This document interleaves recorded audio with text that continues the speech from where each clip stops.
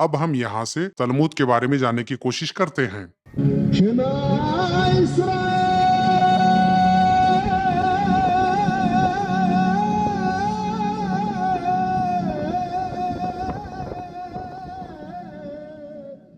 تلمود کا تعارف یعنی تلمود کے بارے میں تکنیکی معلومات۔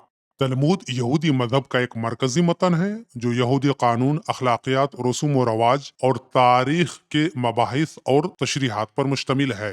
اسے یہودی مذہب میں سب سے اہم مذہبی متن میں سے ایک سمجھا جاتا ہے۔ یہودی قوم اور مذہب کو ہر زمانے اور ہر جگہ زندہ و سرگرم رکھنے میں تورات کے بعد تلمود کا سب سے بڑا ہاتھ ہے۔ تلمود نے یہودی قوم کو ان کے آزمائشوں، پریشانیوں، فتنوں اور تباہیوں و بربادیوں سے نجات دلانے، انہیں تسلی و راحت مہیا کرانے اور انہیں صبر و تحمل کے پیکر میں ڈھال کر ہر مشکل سے مشکل حالات میں چٹان کی طرح کھڑا رہنے میں سب سے بڑا کردار ادا کیا ہے۔ ایک ایسا دور بھی آیا جب بعض غیر یہودی طاقتوں نے تلمود کو ختم کرنے کی متعدد کوششیں کیں۔ چنانچہ 17 جون 1242 عیسوی کو پیرس میں تلمود کو جلایا گیا۔ 9 ستمبر 1533 عیسوی میں ربیوں کے بہت سے متون روم میں جلائے گئے۔ 1757 عیسوی میں تلمود کی بہت سی جلدیں پولینڈ میں جلائی گئیں۔ لیکن جب سے مختلف زبانوں میں تلمود کے ترجمے ہوئے تب سے یہودیوں کے بارے میں بہت ساری غلط فہمیاں دور ہونی شروع ہو گئی ہیں۔ موجودہ اسرائیل کی ریاست سمیت دنیا بھر میں پھر سے تلمود مقبولیت حاصل کر رہی ہے۔ تلمود یہودی مدرسوں کے نصاب تعلیم کا مرکزی مضمون ہے۔ یہودی قوم زراعت یعنی کھیتی باڑی، تہواروں و خوشیوں، شادی بیاہ کے قوانین، رفاہ عامہ، خیرات اور سماجی و شہری انصاف سے متعلق براہ راست تلمود سے رہنمائی و ہدایت حاصل کر رہی ہے۔ آگے بڑھنے سے پہلے آپ لوگ ایک بات نوٹ کر لیں کہ عربی میں تلمود کو تلمود کہا جاتا ہے، البتہ اردو میں کچھ لوگ تلمود کو تالمود بھی کہتے اور لکھتے ہیں، لیکن میں تلمود ہی استعمال کروں گا۔ تو یہودی قوم کے نزدیک تلمود کی یہ اہمیت ہے۔ اب ہم آگے تلمود کو سمجھنے اور سمجھانے کی کوشش کریں گے۔ تلمود کو سمجھنے سے پہلے مشنا کو سمجھنا ضروری ہے۔ مشنا عبرانی لفظ ہے اور یہ شنا سے بنا ہے، اور یہی لفظ مشنا اور شنا عربی میں فا کے ساتھ استعمال ہوتا ہے، ثنا و مثنا اور ثانی و مثانی۔ تو عبرانی میں حرف فا نہیں ہے، اس لیے عبرانی میں فا کے بجائے شا یعنی شین استعمال ہوتا ہے، اس لیے اسے کہتے ہیں مشنا اور شنا، جبکہ یہی لفظ عربی میں مثنا اور ثنا کے ساتھ موجود ہے۔ تو مشنا عبرانی لفظ ہے اور یہ شنا سے بنا ہے، اور عبرانی میں شنا کا معنی ہے دہرانا اور اعادہ کرنا، اور مشنا کا معنی ہے اعادہ، دہرائی، ثانی، تکرار۔ لیکن آرامی زبان کی تاثیر کی وجہ سے لفظ مشنا کا معنی وسیع ہو گیا ہے، اور یہ تکرار، اعادہ اور ثانی کے علاوہ دراسہ اور تعلم کے لیے بھی استعمال ہوتا رہا ہے۔ تفصیل کے لیے آپ متن التلمود نامی اس کتاب کو دیکھ سکتے ہیں۔ تو یہ مشنا کا لغوی معنی ہے، یعنی ڈکشنری کے مطابق مشنا کا یہ معنی ہے۔ مشنا کا اصطلاحی مفہوم: مشنا ان احکام، تعلیموں، تفسیروں، فتووں اور وصیتوں کا مجموعہ ہے جو موسیٰ علیہ السلام کے زمانے سے لے کر ربی یہودا حناسی کے زمانے تک پشت در پشت اور سینہ با سینہ زبانی طور پر منتقل ہوتا رہا، اور جسے ربی یہودا حناسی نے سن 190 تا 200 عیسوی کے درمیان، یعنی دوسری صدی عیسوی کے اختتام اور تیسری صدی عیسوی کے آغاز میں جمع اور تدوین کیا۔ تو یہ مشنا کا اصطلاحی مفہوم ہے۔ یہودیوں کے چند فرقوں کو چھوڑ کر باقی تمام فرقوں کا ایمان ہے کہ خدا نے کوہ سینا پر حضرت موسیٰ علیہ السلام کو 2 قسم کی تورات یعنی شریعت دی ہے، ایک تحریری تورات یعنی شریعت یعنی لکھی ہوئی تورات کتاب کی شکل میں، اور دوسری زبانی تورات یعنی زبانی شریعت۔ تو کتابی تورات کتاب کی شکل میں پشت در پشت منتقل ہو کر زندہ رہی، جبکہ زبانی تورات سینہ با سینہ زبانی طور پر اہل یہود کے درمیان منتقل ہو کر زندہ رہی، جس کا واضح مطلب یہ ہوا کہ عام اہل یہود کے نزدیک 2 تورات ہیں، ایک تحریری اور کتابی تورات اور دوسری زبانی تورات، اور یہ زبانی تورات ہی مشنا ہے۔ اس لیے کتابی تورات یہودی مذہب کا پہلا شرعی و قانونی مصدر و مرجع ہے، اور مشنا دوسرا شرعی و قانونی مصدر و مرجع ہے، یعنی کتابی تورات قانون اول ہے اور مشنا قانون ثانی ہے، یعنی سیکنڈ لا۔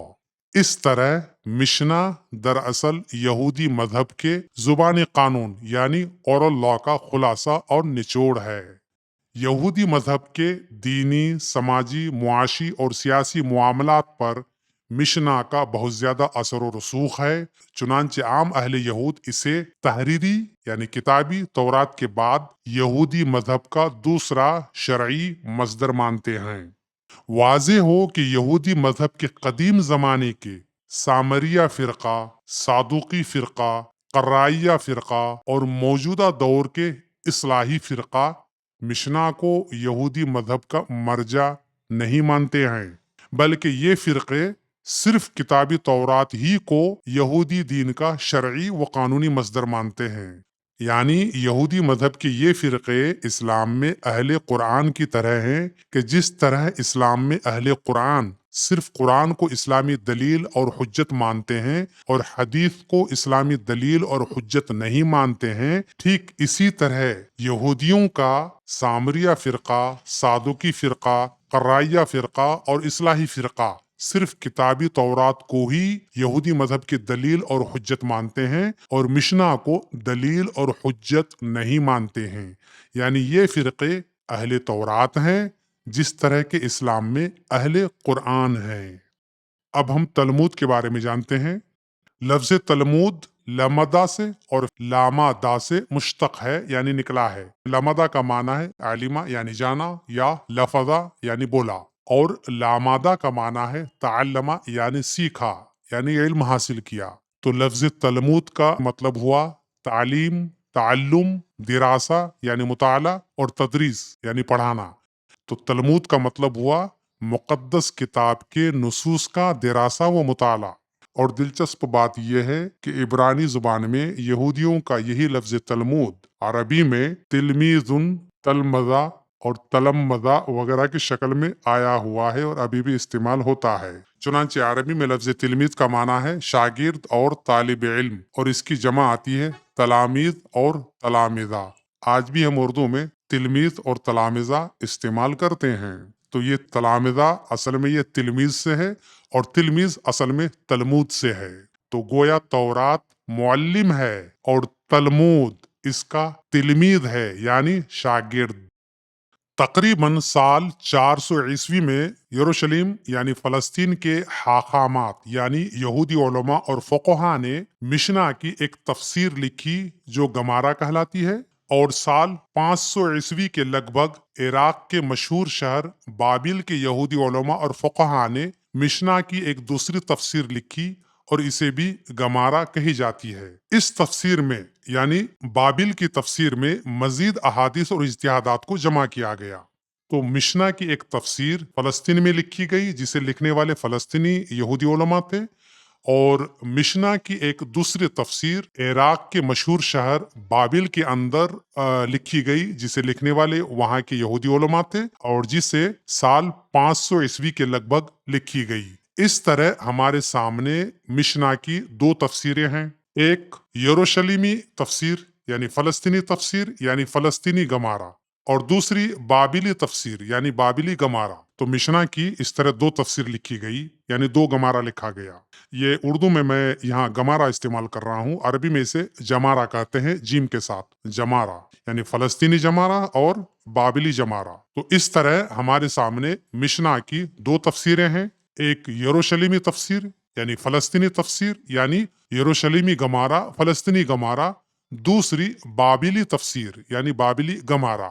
پھر مشنا اور گمارا کے مجموعے کو تلمود کہا جاتا ہے۔ اب چونکہ مشنا کی دو تفسیریں ہیں، فلسطینی تفسیر یعنی فلسطینی گمارا اور بابلی تفسیر یعنی بابلی گمارا، اس لیے مشنا اور فلسطینی گمارا دونوں کو ملا کر فلسطینی تلمود کہا جاتا ہے، اور مشنا اور بابلی گمارا دونوں کو ملا کر بابلی تلمود کہا جاتا ہے۔ تو اس طرح تلمود کے دو حصے ہیں، پہلا حصہ ہے مشنا، یہ متن ہے، اور دوسرا حصہ ہے گمارا یا جمارا، یہ مشنا کی شرح ہے، اور دونوں کے مجموعے کو ملا کر تلمود کہا جاتا ہے۔ جو یہودی تلمود کو شرعی دلیل اور حجت مانتے ہیں انہیں ربانی یہودی کہا جاتا ہے، یعنی ربانک جوئس۔ جیسا کہ اس سے پہلے گزرا کہ یہودی مذہب کے قدیم زمانے کے سامریہ فرقہ، صادوقی فرقہ، قرائیہ فرقہ اور موجودہ دور کے اصلاحی فرقہ مشنا اور اس کی تفسیر گمارا کو یعنی تلمود کو یہودی مذہب کا مرجع یعنی سورس نہیں مانتے ہیں، بلکہ یہ فرقے صرف کتابی تورات ہی کو یہودی دین کا شرعی و قانونی مصدر اور سورس مانتے ہیں۔ اسی طرح مسلمانوں میں اہل قرآن اور خوارج وغیرہ صرف قرآن کو اسلام کا مصدر اور مرجع مانتے ہیں اور حدیث رسول کو اسلام کا شرعی مصدر و مرجع نہیں مانتے ہیں۔